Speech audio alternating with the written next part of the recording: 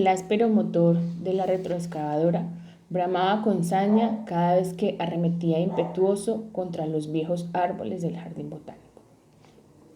Los nobles y viejos testigos de mejores tiempos soportaban impasibles las mortales embestidas de la extraña y devastadora máquina de muerte, que dejaba sus huellas en los rugosos troncos como heridas profundas y mancillaba la tierra tibia y fértil con la implacable hoja metálica, poderosa e inexpresiva.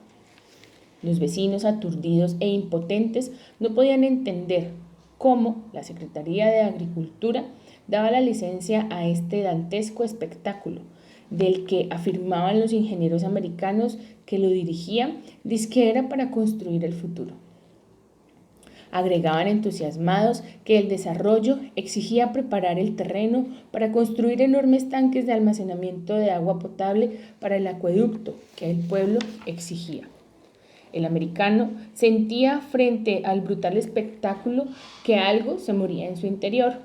Imaginaba que estaba asistiendo al espantoso juicio final, anunciado con pavura por los bondadosos curitas capuchinos que venían de paseo los domingos al extinto jardín botánico, y percibía con inocultable desasosiego que a partir de ese momento ya nada sería igual, que algo muy extraño y molesto empezaba a perturbar su feliz inocencia, alterada por la implacable verdad que se imponía como una cruel y lacerante realidad.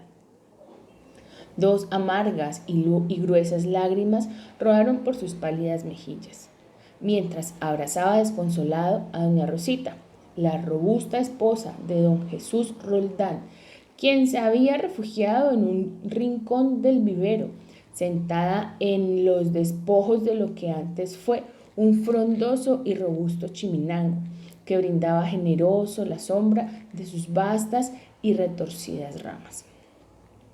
El estrecho caminito real también fue ultrajado por la implacable cuchilla de la motoniveladora. Cuadrillas de trabajadores seguían la descomunal máquina para herir con sus picas y barras la descubierta superficie, trazando profundas zanjas, enterrando presurosos los tubos del futuro. Afirmaban orgullosos los circunspectos ingenieros que los americanos habían puesto sus ojos en esas tierras por su envidiable fertilidad, dado que, según sus juiciosos estudios, este valle había sido un enorme lago y que la sedimentación de sus terrenos le hacían inmejorable para el cultivo de la caña de azúcar, que era un error sembrar frijol, maíz, sorgo o algodón, que la vocación de este generoso paraíso definitivamente era la producción azucarera a gran escala. Los humildes vecinos escuchaban atónitos la diatriba de estos raros y expertos personajes, imaginando un espeso y caluroso cañaduzal rodeado de sus casitas humildes, o en el peor de los casos veían aterrorizados como las máquinas del progreso destruían sus frágiles ranchos para allanar el camino al desarrollo.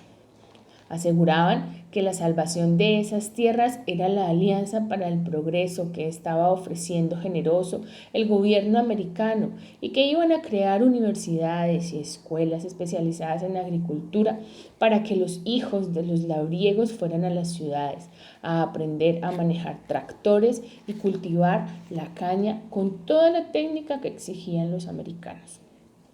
El americano seguía aturdido cada frase que los ingenieros decían, aumentando su confusión al escuchar que eran los americanos quienes querían acabar con el hermoso paisaje que le había visto crecer y corretear con la libertad e inocencia. Con él, siendo americano, jamás se atrevería a dañar un árbol o dañar las flores y estropear las frutas. ¿Y quiénes eran los tales americanos? ¿Y por qué tenía que venir precisamente a alterar la tranquilidad de su pueblo? El tío Kiko se atrevió a señalar que los americanos eran malos, porque en la Guerra de los 1000 días ellos mismos habían sido los que se apoderaron de Panamá para construir un canal por donde pasaban los barcos con sus mercancías de un mar al otro. ¿Qué vas a saber tú de esas cosas?, reprochó la abuela, si solo sabes inventar cuentos y decir tonterías. El americano igual se negaba a creer que sus hermanos americanos fuesen capaces de tales atrocidades. No son cuentos. Yo estoy casi seguro que esos monos lo que buscan es aumentar sus riquezas a costillas de nosotros. ¿Y si todo el mundo siembra caña, entonces qué vamos a comer? Imagínese usted, ¿será que los americanos nos van a mandar comida metida en latas? Desde luego que sí, remató uno de los ingenieros. Van a mandar alimentos enlatados a todos los gobiernos que sean sus amigos. Vea pues, eso sí está bien raro, dijo el abuelo con gesto de asombro. Aquella funesta mañana el americano madrugó junto a la abuela y a su madre. Las mujeres, siempre alegres y dicharacheras, ahora se mostraban hurañas y silenciosas mientras hacían sus tareas cotidianas. La abuela encendió el fuego, avivando las brasas guardadas celosamente desde el día anterior, donde se escondía para dormir entre las cenizas el cálido y gracioso duendecillo llamado Rescoldo. La mañana llegó bulliciosa y fría, a pesar de la claridad y belleza de la aurora. En los cantos de las aves se adivinaban oscuros presagios que el pequeño no alcanzaba a entender, pero sentía la tristeza de las mujeres y la ausencia del abuelo. Tratando de hallar explicaciones, buscó a su protector en la alcoba, imaginando que le había cogido el día entre las sábanas, pero su búsqueda fue estéril. Las mujeres le miraban con una mezcla de curiosidad y desconsuelo. El niño continuaba explorando todos los rincones de la casa de teja, pero el abuelo no daba ninguna señal. ¡Abuelo, abuelo!, demandaba el pequeño con angustia. Las mujeres lloraban silenciosas, tratando de ocultar su profunda tristeza. «Mamá, ¿dónde está el abuelito Manuel?». «Se lo llevaron anoche mientras dormías». «¿Para dónde lo llevaron?». «Para el hospital», intervino la abuela. «Pero al hospital solo llevan a los enfermos, y el abuelo nunca se enferma», enfatizó el americano mostrando cierto malestar. «Sí, mijo, pero anoche se puso malito», señaló la madre. «Y se lo llevaron para la ciudad donde los médicos le van a curar». «¿Y de qué se enfermó el abuelo?», preguntó el pequeño con mucha seriedad. «Tiene diabetes», respondió la madre. «¿Y eso qué es, mamá?». «Yo no sé, mi amor, pero creo que es por tener mucha azúcar en la sangre». «Ah». El niño se tranquilizó y salió cabizbajo. Al principio sintió mucho miedo, creyendo que el abuelo padecía algo malo, pero las palabras de su madre le generaron tal sosiego que reía a solas pensando en lo tontos que eran los mayores. Hacía mucho tiempo que él sabía mejor que nadie que el abuelo tenía mucha azúcar en la sangre. Demasiada azúcar y miel de abejas. Eso explicaba lo dulce y tierno que era con él y con todo el mundo. Qué envidia sentía con el abuelo. Cómo quisiera imitarle y ser tan dulce y suave como él. Qué rico sería tener unas venas llenas de azúcar y mermelada y otras de sal. Así uno podía romperse a cada lado y comer tomates y mangos y guayabas verdes, aderezándolas con solo frotarlas en la cortadita. Uno podía hacerse un rotito y chupar toda la sal y el azúcar y la miel que quisiera. Definitivamente, cada día entendía menos a los mayores. ¿Qué tenía de malo que una persona tan tierna y dulce como el abuelo tuviera azúcar en exceso? Sin embargo, le preocupaba la gravedad en el gesto de la abuela y su madre, y en general la de todos en casa. Era sábado, y por serlo, significaba en la casa de teja un almuerzo especial, aunque un poco más tarde cada sábado. Después de un meticuloso baño, el abuelo salía muy temprano para el pueblo y tornaba alegre y bullicioso, algunas veces, muy pocas por cierto, achispado y con el rostro encendido, vestido todo de blanco y orgulloso sobre el fino lomo de palomo. Por lo general llegaba antes del mediodía, con las alforjas a reventar, llenas de víveres y golosinas para los niños. Además, traía suficiente dinero para pagar el salario a los trabajadores que contagiaban con su permanente alegría. Pero esta mañana de sábado fue totalmente extraña y diferente. Los trabajadores ni siquiera estaban en sus labores. Desde bien temprano habían llegado silenciosos, lo cual no era su costumbre, puesto que siempre bromeaban y reían por cualquier tontería. Este inolvidable y enojoso sábado aparecían sentados alrededor del patio o en el corredor trasero, revelando demasiada seriedad y dialogando en voz baja y con mucho respeto, como si el abuelo durmiera y hubieran suscrito un tácito acuerdo para no despertarle. Efectivamente, el abuelo dormía y no cabía duda que estaba bien dormido.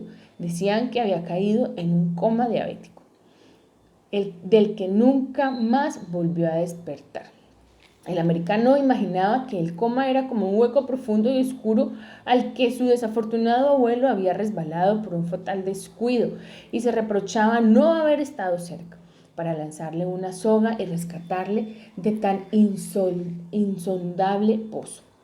Ese sábado fue el más largo, lento y fastidioso que vivió el americano. Todos parecían esperar algo, pero nadie precisaba qué. Llegada la noche aumentó la ansiedad y el silencio se hizo pesado e insoportable. Solo el americano le vio cuando entró silencioso. El niño se sorprendió al ver la palidez de su pequeño rostro, que ahora parecía sereno y traslúcido. Se le veía tranquilo mientras sostenía el sombrerito entre las manos pequeñas y callosas. Pasó sin saludar, en medio de todos. Cruzó la chambrana sin abrir la puerta. Entró a la sala y sin llamar la atención se acercó al pequeño para decirle que el abuelo le mandaba decir que no se preocupara, que él estaba en el cielo, con sus amigos Pedro Toro, Demetrio y Felisa, y hasta con él mismo, que era Gavino, por si no le había reconocido aún, que aunque él no lo esperaba tan pronto por decisión del que todo lo puede, tuvo que irse a vivir al mundo feliz, que más adelante, cuando organizara algunas cosas que tenían que ver con la transmutación, tendría permiso para venir a verlo, a contarle muchas cosas que le faltó explicarle de esta y de la otra vida, que ya habría mucho tiempo para charlar porque la otra vida era eterna, que no se fuera a asustar cuando viera su cuerpo inmóvil y frío, porque no debía olvidar que lo que realmente valía era el cuerpo espiritual y que con ese ya estaba de visita en otras dimensiones. El americano estaba tan perplejo y aturdido que no entendía nada de lo que Gavino le contaba con una voz tan suave y extraña, que por momentos se le hacía casi inaudible. El inusitado desorden que se formó al llegar el carro funerario con los despojos del abuelo en un enorme cajón de madera pintado de negro no le permitió enterarse en qué momento se retiró Gavino, quien desapareció tal como había llegado. El escándalo provocado por las mujeres y los trabajadores contrastaba con la imperturbable serenidad de la abuela que disponía todo, dando órdenes y organizando el salón grande para colocar el ataúd con los despojos mortales del abuelo. El americano pensaba que quizás ella también había hablado con Gavino y por eso se mostraba tranquila al saber que su viejo compañero estaba bien y que no valía la pena hacer tanto ruido. Las mujeres trabajaban en la cocina como si estuviesen de fiesta, pero la tristeza de sus lágrimas se les empezó a caer en gruesos goterones que se deslizaron por el piso de tierra y poco a poco inundaron todos los espacios de la casa, hasta salir por sus numerosas puertas y ventanas y asumiendo el grisáceo cuerpo del fantasma de la desolación. Salieron por el estrecho camino, haciendo metástasis en las 3 pequeñas casas de techo pajizo. Luego continuaron su recorrido lento y silencioso por el camino real, hasta meterse por los resquicios de las puertas humildes del caserío.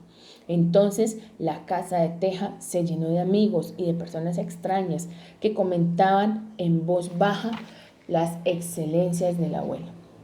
Allí estaban sus hijos y nietos, las mujeres, todos sus amigos y parientes, las autoridades, los vecinos y compañeros de tertulia.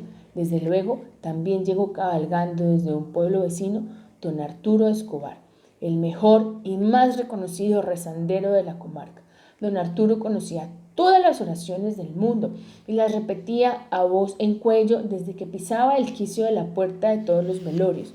Los vecinos, al escuchar su voz, suspendían las más acaloradas e interesantes conversaciones y repetían en coro las respuestas a sus interminables retahílas. Ave María Purísima entraba saludando con fervoroso acento. Sin pecado concebida, respondían en coro los asistentes. Ave María Cartísima continuaba. Sin pecado concebida. A la Virgen del Carmen la quiero y la adoro, porque saca las almas del purgatorio. A la Virgen del Carmen la quiero y la adoro, porque saca las almas del purgatorio. Y continuaba el ceremonioso sonsonete hasta sumar medio centenar de rigurosas repeticiones para cambiar su consigna en su persuasivo ritual. Entonces saludaba a la concurrencia, complementando su jaculatoria con una encendida arenga, destacando la vida y obra del difunto, que en este caso resultó ser más emotiva y afectuosa por ser el abuelo, pariente cercano del entusiasta y consagrado hombre de Dios. Al día siguiente, el pueblo quedó solo, silencioso, triste. Los vecinos lucían sus mejores galas para despedir al distinguido difunto. El cortejo fúnebre se deslizaba silente por el viejo camino polvoriento como una enorme y larga serpiente de sollozos y lamentos quedos. Curiosamente, al pasar por la finca donde pastaba silenciosa la mal contada docena de vacas del abuelo, éstas, al escuchar el murmullo de las plegarias que acompañaban el piadoso desfile, estiraron al máximo sus gruesos cuellos, asomando sus cabezas por encima de la cerca. Extrañadas y en insólita formación, ofrecieron el último adiós al distinguido difunto.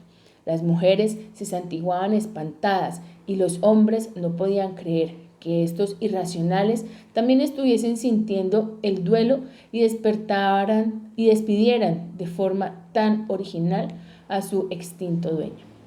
Nadie comentó nada, pero sintieron que algo especial estaba sucediendo. Parecía como si la muerte del abuelo estuviera marcando un hito en la historia del singular caserío y sobre todo en la vida del americano. Igual que el paisaje con la transformación del jardín botánico y la desaparición de los cultivos de arroz, algodón, maíz y frijol. El americano sintió que todo estaba cambiando, no solo en el entorno, sino en su alma y en su espíritu.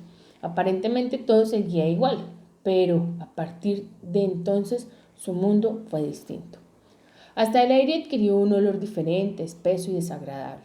Antes se confundían los aromas del campo, estremezclando los cultivos de uvas, de maíz y de sorgo en flor, hinchando los pulmones de esperanzas y optimismo. Ahora las enormes e impotentes tractomulas y bulldózeres reemplazaban a los caballos y pequeños tractores y deshonraban los caminos, dejando huellas como de garras de bestias futuristas con sus apestosas manchas de aceite, vomitando al firmamento por las gruesas y sucias chimeneas, interminables y espesas bocanadas de humo cargadas de hollín. Los señores del Trapiche se acogieron a las facilidades ofrecidas por el gobierno. Entonces reemplazaron los obsoletos molinos hidráulicos con sus pesadas masas de roca por modernas maquinarias movidas con energía eléctrica. Incluso instalaron sus propias plantas generadoras. Los caminos se canjearon en anchas avenidas para que los conductores pudiesen maniobrar con facilidad los nuevos vehículos articulados que se adueñaron de los silenciosos callejones. Los campesinos, propietarios, orgullosos de pequeñas parcelas, vendieron sus terruños para trocar su autonomía por la resignación del jornalero en el imponente ingenio azucarero. La radio anunciaba que el gobierno estaba sembrando la paz en los campos y estaba acabando con los pájaros y los bandoleros. El abuelo decía que el presidente estaba acabando con todos los pájaros porque era un buen cazador de patos. El tío Kiko agregaba que lo que no contaba la radio era que esos pájaros Habían sido alimentados por los mismos políticos que ahora les estaban persiguiendo, porque ya no los necesitaban. Inclusive aseguraba que algunos de esos campesinos perseguidos por el gobierno habían huido para la selva espesa y virgen del Caquetá, donde estaban formando una guerrilla de liberales huyendo del gobierno conservador.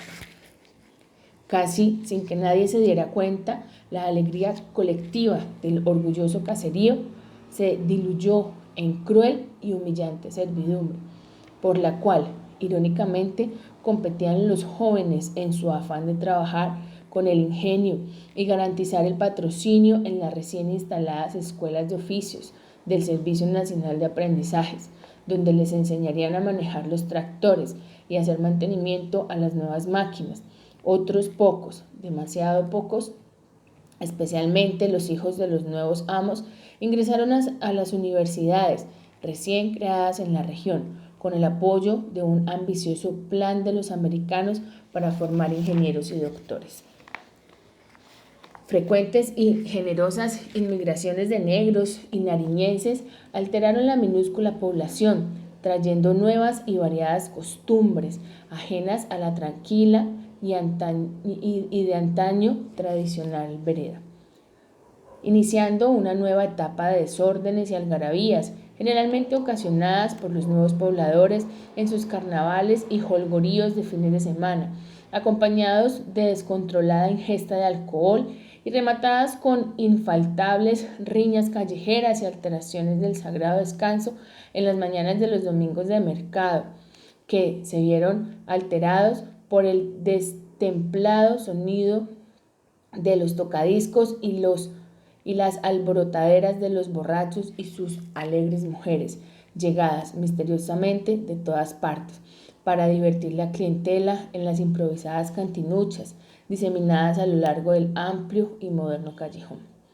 Las pequeñas casas fueron asfixiadas lentamente por los cálidos y espesos cañaverales cuyas verdes y cortantes hojas literalmente invadieron los patios. Ni siquiera se escapó la casa de teja, intocable mientras vivió el abuelo. Sus hijos, una vez muerto el patriarca y ante la insistencia de los señores ingenieros de la necesidad de ampliar el callejón, pero sobre todo tentados por la jugosa suma de pesos ofrecida a pesar de la rotunda e impotente negativa de la abuela María Mercedes, permitieron que le desgarraran el patio trasero, corriendo la misma suerte desafortunada del jardín botánico. Después de la muerte del abuelo Palomo y Tarzán se alejaron de las personas y se refugiaron en lo poco que quedó del patio trasero de la casa de teja, después de ser destruido por la moto niveladora, adquiriendo tan extraño comportamiento que todos se alarmaron porque su terca decisión de no volver a recibir alimentos y silenciar sus ladridos y relinchos. Ambos animales se postraron en tan profundo desánimo y silencio que las personas presentían que iban a morir de pena moral.